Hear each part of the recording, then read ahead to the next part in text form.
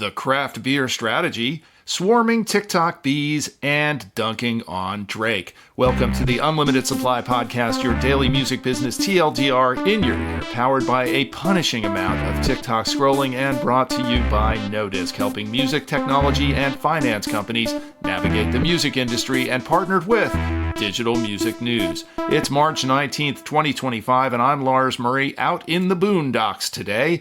It's Viral Wednesday, but before we go viral, the IFPI global trade figures for recorded music will be out today, possibly before you hear this. But in the USA, the RIAA's 2024 figures are in. Subscription streaming revenue was up 4.6% in 2024, but ad-supported streaming revenue was actually down 1.8%.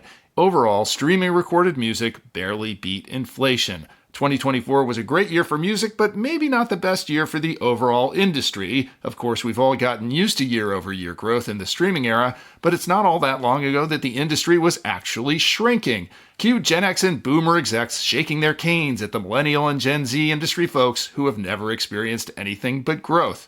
Perspective, it could be worse. And while the music industry historically doesn't track the greater economy, it's been recession-proof in some of the worst of times and it's tanked in some of the best. The key factor here is the decline in ad-supported revenue. Riddle me this, Batman. What industry is responsive to bigger economic trends?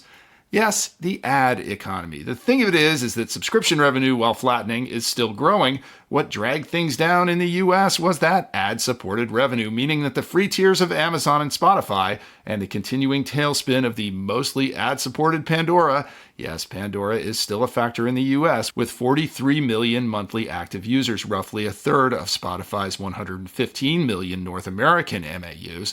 I couldn't find a USA-only number for Spotify. TLDR, Pandora still has a lot of listeners, it's ad-supported, and it's continuing to shrink alongside Spotify and Amazon free tiers. But over at Media Research, Mark Mulligan has proposed a solution.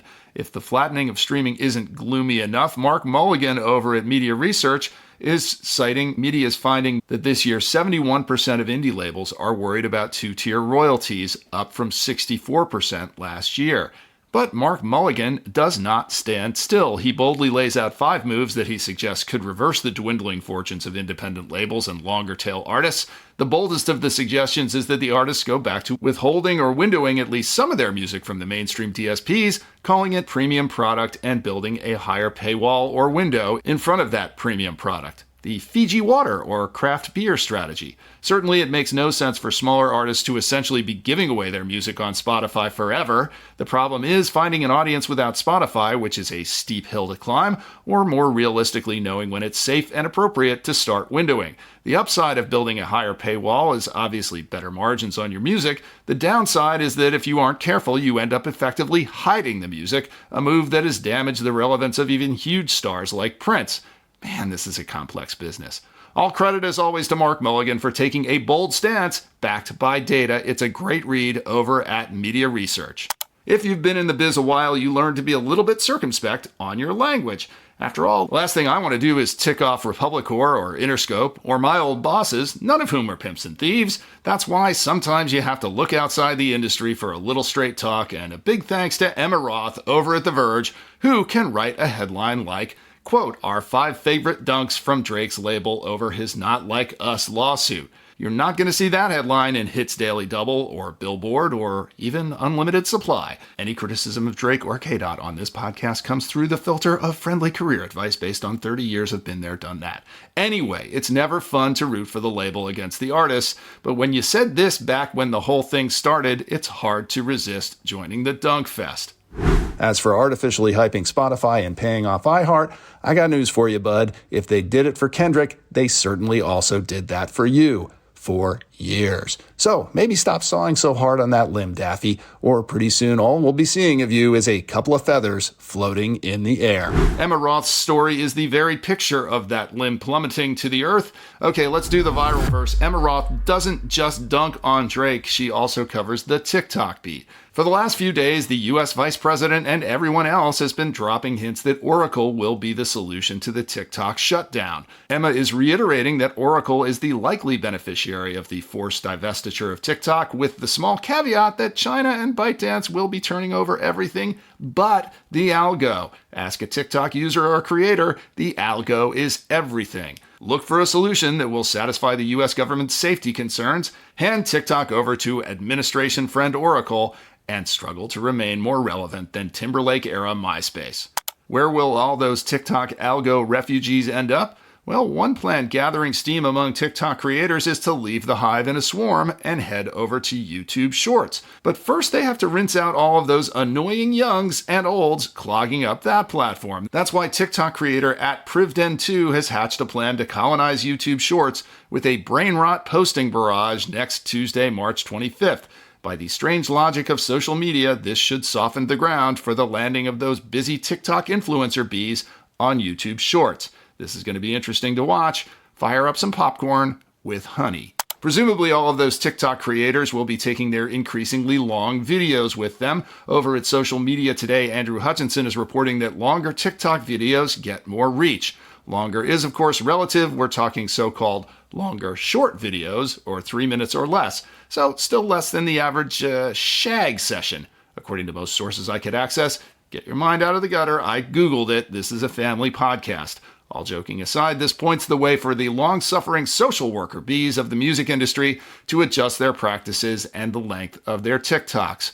And another adjustment for those worker bees, Meta platforms Facebook and Instagram are finally starting to implement community notes in lieu of content moderation. Obviously, Zuck looked at Twitter and said, "This'll improve my UX. Look what it did for X." Will it lead to more work for industry social teams? Yes. Will artists and labels eventually throw up their hands and decide it's not worth it? I'm betting yes on that one too. Where will they swarm? I'm betting on YouTube. Okay, let's look at what's viral this week. If a tree falls in the music industry and there's no chart to report to, did that sound actually go viral? As the era of the Billboard TikTok 404 replacing the Billboard TikTok 50 continues, we did our own research. Pink's Who Knew is blowing up this week on the back of a grief video trend. Neither the song nor the trend are exactly new. Many of the videos and the meme itself date back to November, but things have accelerated significantly in the month of March. A couple of weeks ago, a clip from the original Fresh Prince of Bel-Air TV show blew up on the strength of a Doechii mashup.